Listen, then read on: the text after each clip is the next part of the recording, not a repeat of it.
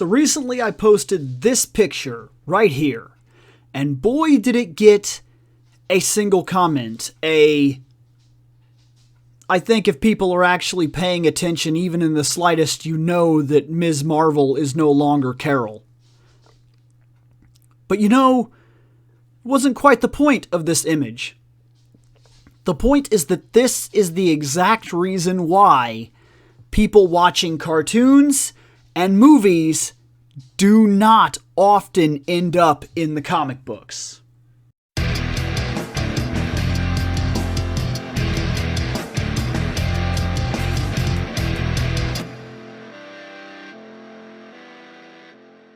It's been something that I've noticed for years now. For years, I've noticed that comic books are always advancing in their stories and always changing things and always moving along and always trying to do the next big thing or big event that keeps people in comic books or makes people interested to come into comic books.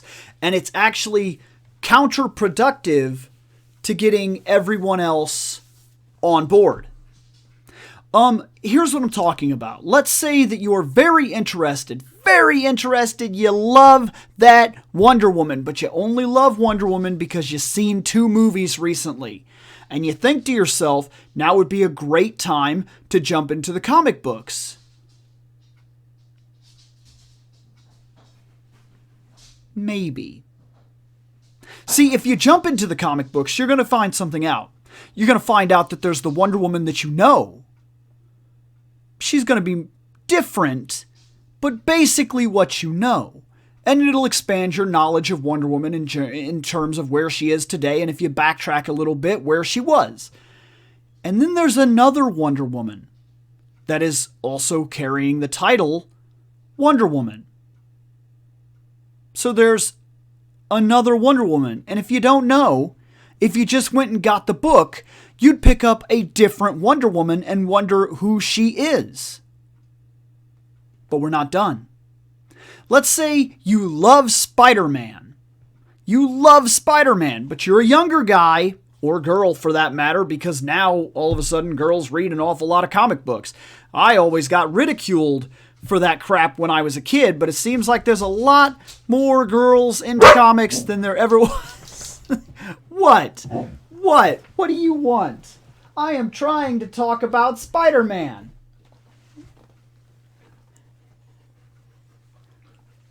Go on, baby. I'm talk Spider-Man. So look, let's say you love Spider-Man, okay? And that's what you decide to get into.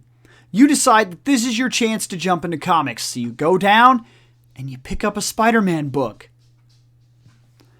And then you start to figure out that Spider-Man is not a young kid in high school. He hasn't been a young kid in high school since... before I was born? I didn't even know about young kid in high school Spider-Man. What do you want? I'm gonna go see what she wants. So you get into comic books. I'm back. You get into comic books and you think to yourself, I'm gonna do the Spider-Man thing. And you think that Spider-Man is gonna be a young kid who's got a lot of comedy to it or something like that, that's dealing with little situations here and there that are humorous, and that he's in school. And he's not in school. He's a grown-ass man dealing with an awful lot of drama all the time. His life is constantly falling apart and he can't pay rent. Not quite what you were expecting. But you figure, hey, okay, it's different, but I expected that the comics were a little further along. Let's dive into this. Then within a single comic book arc, you're exposed to the fact that there's a guy named Kane, who is a clone of Peter Parker. Okay, you've heard about this clone saga stuff, so you're okay with that. Then you also figure out that 2099 is like here, and that he's a Spider-Man from the future that has to deal with this whole company corruption thing in the future, and because he's back in time because of reasons, and that Dr. Octopus is also a Peter Parker clone at this point, and that here's this thing called the Superior Octopus, and before you know it, you're reading into this, and and let's say you jumped in right at the Red Goblin storyline, you're screwed. You're screwed. That's not even close to what you thought you were getting into. So you think to yourself, well, I love the X-Men. That's a simple enough concept. It's got these characters and yada yada. Good luck to you. Good luck to you. Alternate versions of the X-Men, like, oh my gosh, that image that I showed at the very beginning says it all. Hi, my adult self went crazy and died. I'm from the past and I'm stuck in this time. And because X-Men is never simple. X-Men is never simple. In fact, it's so ridiculous. It's so ridiculous that it's one of those titles that almost ridiculously needs a reboot, because at any point in time, the characters are either not who they were, not who you think they were, or they're going through some sort of identity crisis, or they've had some sort of extreme change. Like, let's say somehow your favorite character was Jubilee. Is it normal Jubilee? Or is it the Jubilee that lost her powers? Or is it vampire Jubilee? Or is it rejuvenated Jubilee that got her powers back that has a baby?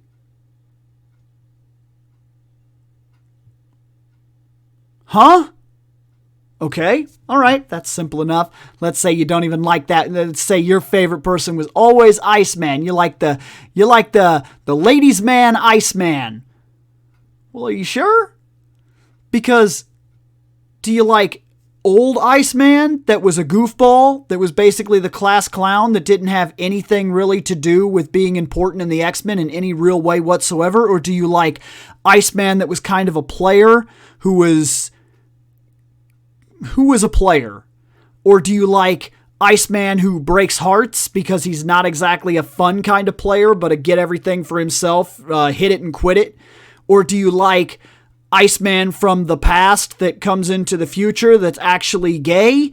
Or do you like Iceman from the present who is actually gay, who's basically been unwilling to admit it to himself until his past self came to the future and then admitted that he was gay because he was young enough to come out and make that decision, instead of where the older one never made that decision and then was basically living in the closet and is now not in the closet? And just, because we haven't even gotten started when it comes to comic book characters. Do you like Captain Marvel? Because if you like Captain Marvel and you start looking into her backlog, you're going to find out that there was Captain Marvel, and then Ms. Marvel, and then Captain Marvel. And oh boy, if you start bounding down that road, you're going to figure out about binary and all the other things too. So, wow, there's that. Oh, wow, yeah, you bound far enough back in that one, you're really going to come across storylines you won't like. We'll just, not even going into it. Not even going into it, okay? We'll just say that everybody was okay with something they shouldn't have been okay with in her history, all right? And this is the way jumping into comics is.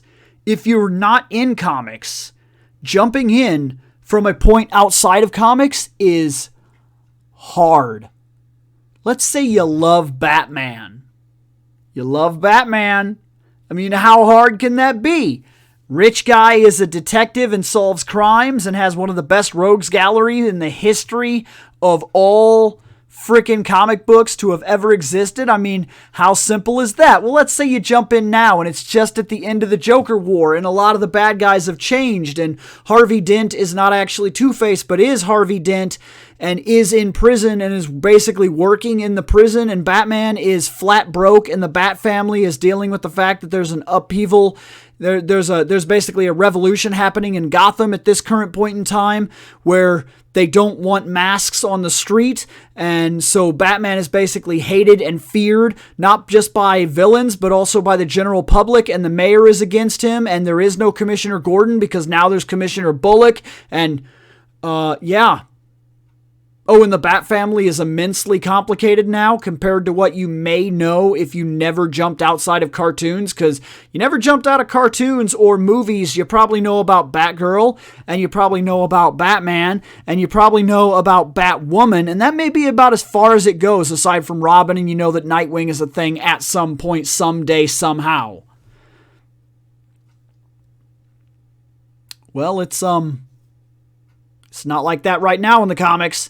The fact that comics continually evolve, adapt, and change makes it so that it can be very difficult for somebody on the outside of comics looking at it from this viewpoint that the movies like to keep them in like the beginning origin phase. The movies don't like to move past the origin phase. They like to introduce the character in an origin, play with it just enough, change it a little bit. You don't want too much character development though.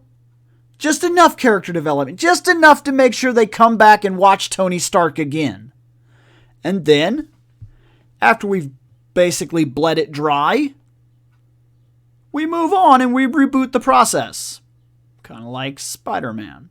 And I realized that was Sony, but Sony basically went 1, 2, 3, and then 3 didn't do as good, and then for whatever reason they bullshit around, and they were basically ready to move on.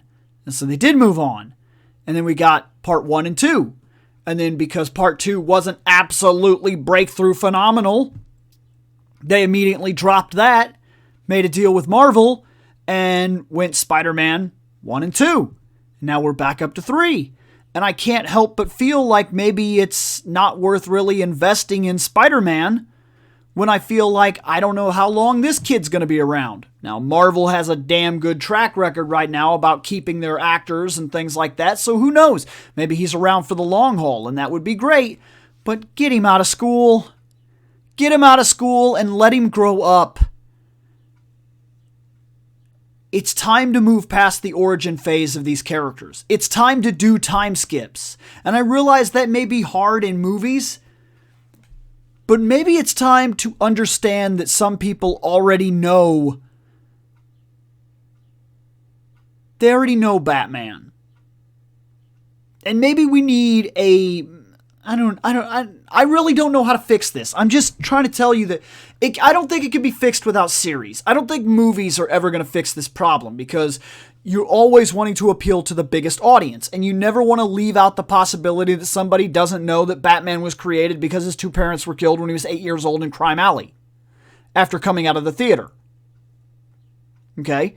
So even if you make variations of that origin story, you're going to want to retell that origin story every single time in some way or another. Even if it's a rushed origin story and it just kind of goes into it really quick, you want it. Even I've seen people where they try to give credit to the 89 Batman and claim that just started and he was Batman. It did, but it still jumped into his origin. It still jumped back and played around with his origin. The whole damn thing was an origin movie. So, I don't think movies can fix this. But I think it'd be nice to see these properties play out in series. I think it would be a big help if they played out in series and developed, and we got to see things where the character actually is in school for like maybe 2 seasons.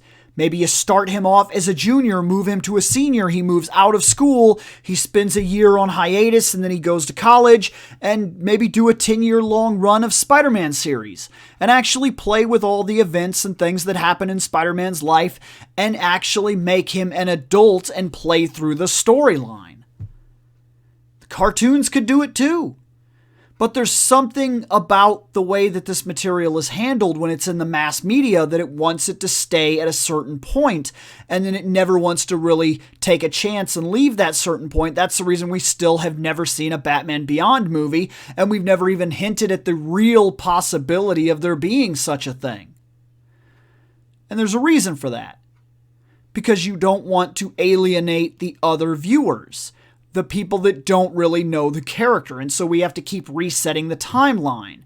And then when you get into comic books has not been resetting its timeline. It's just been making it more convoluted and stacking shit on top of shit on top of shit. And good luck.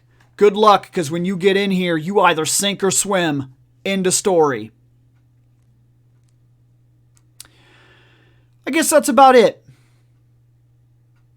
It's just hard for people on the outside of comics to get into comics, because if you have any association with these characters, they're not who you think they are. If you know these characters from the movies, chances are you don't know these characters. You sure are a mouthy thing today, you know that? She knows.